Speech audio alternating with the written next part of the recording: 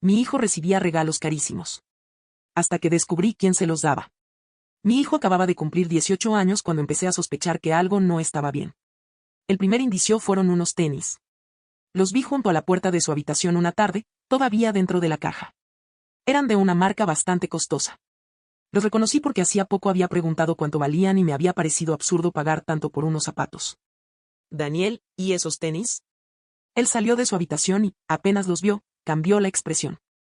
Ah, me los regalaron. ¿Quién? Se quedó callado un segundo. Un amigo. No le creí, pero tampoco quise hacer un interrogatorio por unos zapatos. Daniel apenas estaba comenzando la universidad y trabajaba ocasionalmente ayudando a mi hermano Oscar en su local. No tenía un sueldo fijo ni, mucho menos, dinero para comprar cosas de ese precio. Pensé que quizás algún amigo le había hecho un regalo por su cumpleaños. Pero después apareció un celular nuevo. Luego un reloj. Después perfumes. Y finalmente empezó a llegar a la casa con bolsas de ropa que yo jamás le había comprado. Lo extraño era que cada vez que yo preguntaba de dónde salía todo, recibía respuestas cada vez más vagas. Me lo regalaron, mamá. ¿Quién?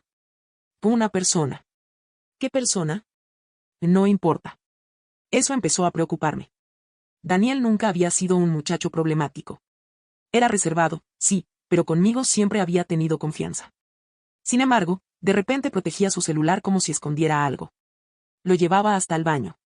Si yo entraba a la habitación, bloqueaba la pantalla.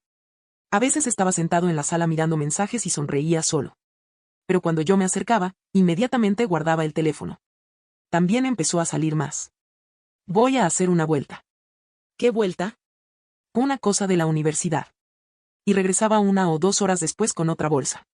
Al principio pensé que quizá tenía una novia y le daba vergüenza contármelo. Incluso me causó algo de gracia pensar que mi hijo estuviera viviendo su primera relación seria sin querer contarme. Pero había algo que no encajaba. Una noche, mientras cenábamos, lo observé en silencio. Daniel. Sí. ¿Tienes novia? Casi se atragantó. ¿Qué? Te estoy preguntando si tienes novia. No. Entonces dime quién te está dando todas esas cosas. Bajó la mirada. Ya te dije que son regalos. Eso no responde mi pregunta. Mamá, de verdad, no pasa nada. Precisamente eso es lo que me preocupa. Que me digas que no pasa nada mientras cada semana apareces con algo nuevo. Daniel dejó los cubiertos sobre la mesa. No quiero hablar de eso. Se levantó y se fue a su habitación. Esa noche esperé hasta que se durmiera. No quería revisar su celular. Sabía que hacerlo sería cruzar una línea. Pero también sentía que, como madre, no podía simplemente hacerme la ciega. Durante los días siguientes observé todavía más. Y entonces descubrí algo que cambió por completo la manera en que estaba viendo la situación. Daniel no solo recibía regalos. Alguien lo estaba buscando constantemente. Una tarde vi que su teléfono vibró varias veces seguidas. Él miró la pantalla y sonrió. ¿Quién es? Pregunté. Nadie. Y salió inmediatamente de la casa. Ahí entendí que tenía que hablar con él. No podía seguir esperando.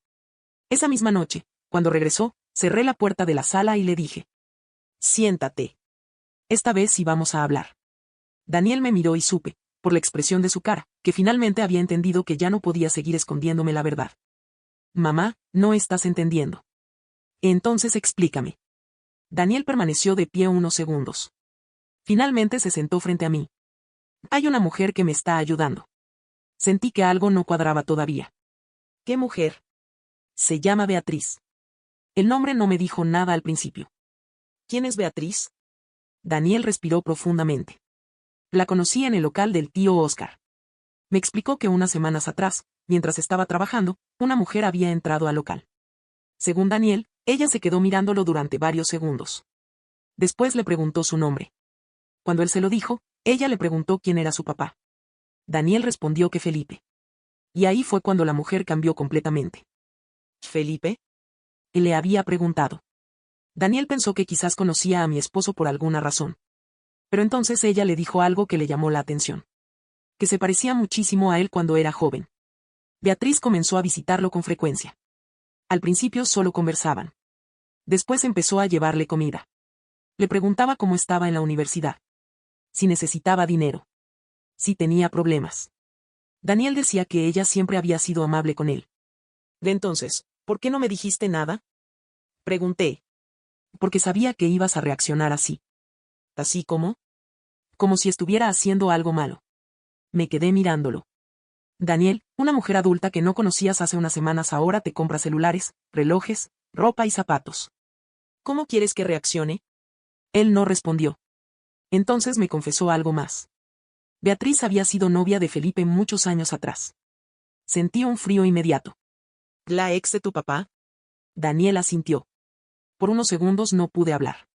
No porque Felipe hubiera tenido una relación antes de conocerme. Eso no me molestaba. Lo que me preocupaba era que aquella mujer hubiera aparecido tantos años después y estuviera acercándose a nuestro hijo. ¿Qué quiere contigo? En nada. Daniel. Mamá, te estoy diciendo la verdad. Ve entonces, ¿por qué te compra tantas cosas? Porque quiere ayudarme. ¿Y por qué necesita hablar contigo todos los días? Él volvió a guardar silencio. Ahí fue cuando me pidió que no le contara todavía a Felipe. Y no quiero problemas. Esto ya es un problema. Daniel me enseñó algunos mensajes. Los leí lentamente. Al principio parecían conversaciones normales. Beatriz le preguntaba cómo había pasado el día, si había comido, cómo le estaba yendo en la universidad.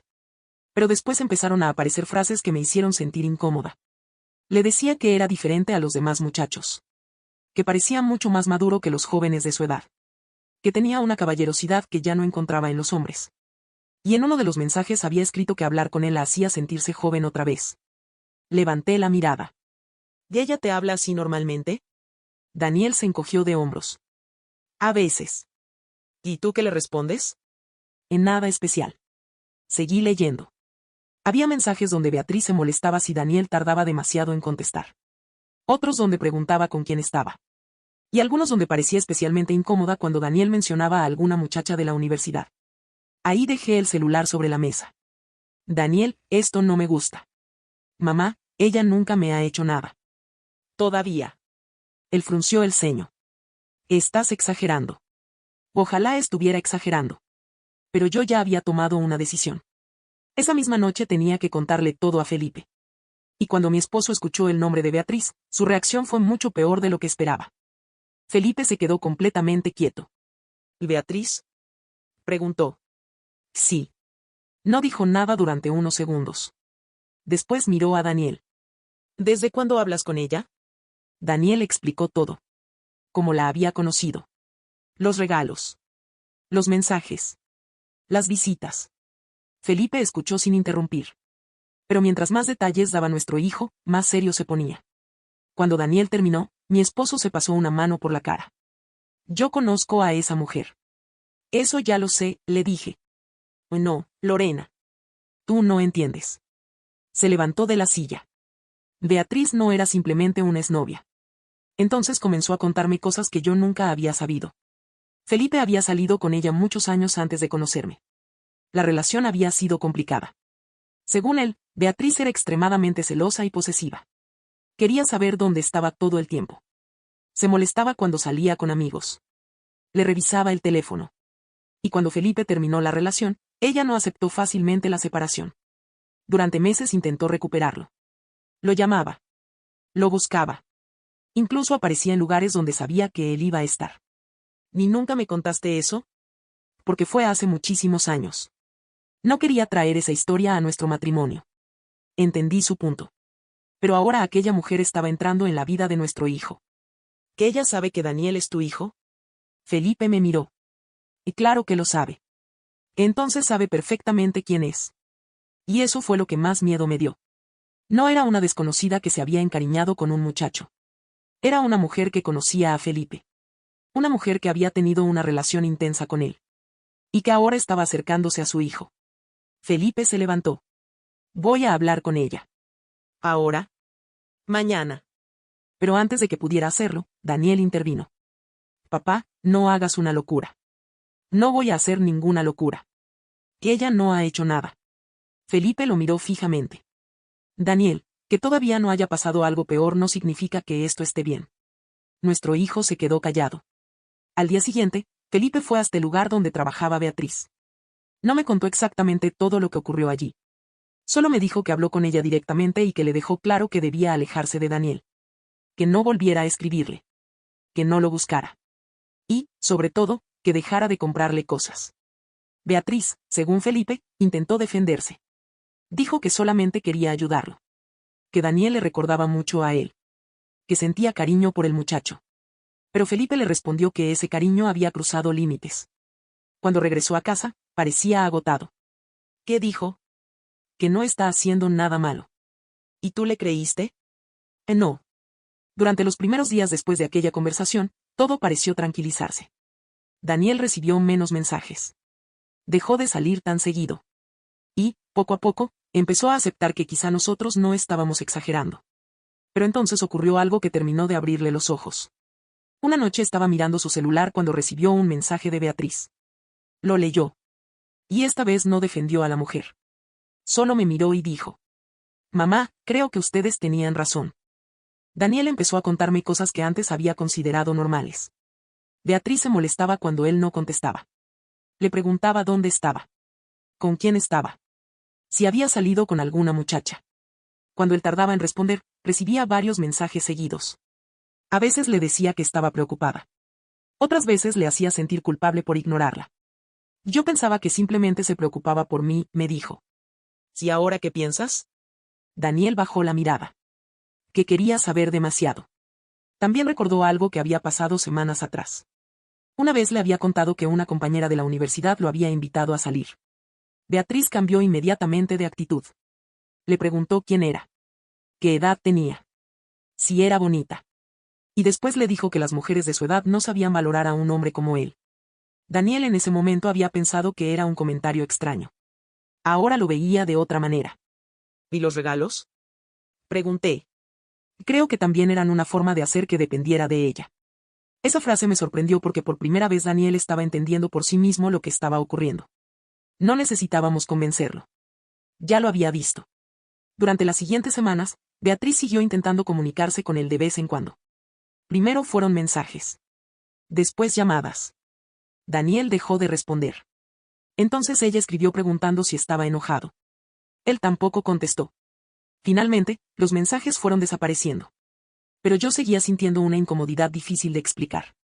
No sabía que había querido realmente esa mujer.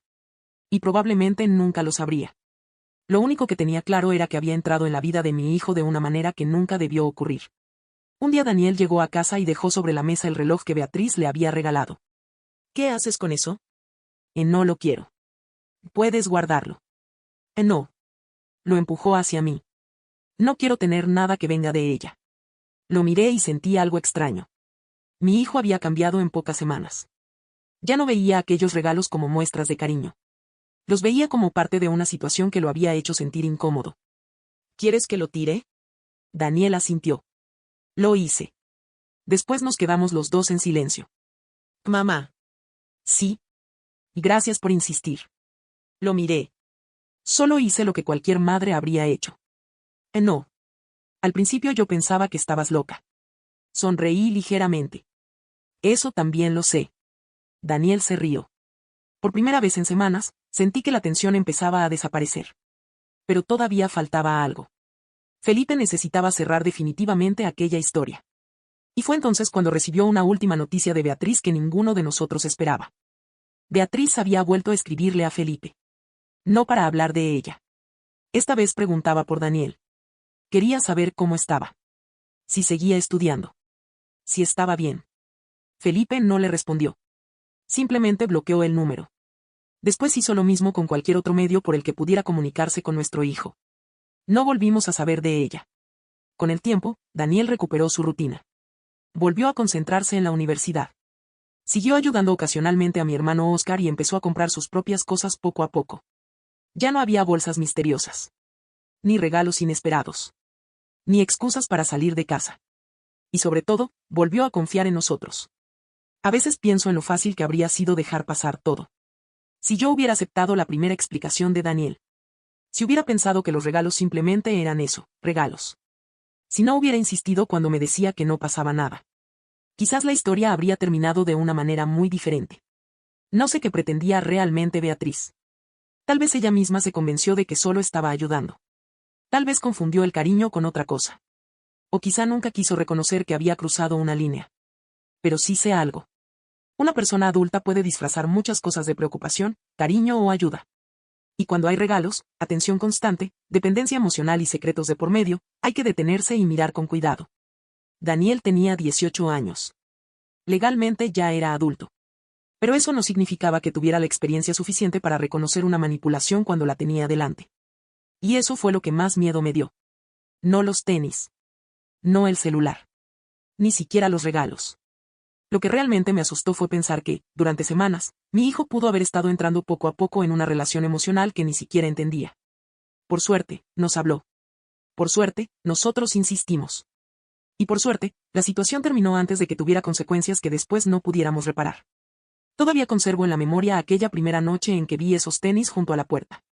En ese momento solo pensé que mi hijo estaba recibiendo regalos de alguien. Ahora sé que, algunas veces, el verdadero peligro no está en lo que una persona te da. Está en lo que espera recibir a cambio.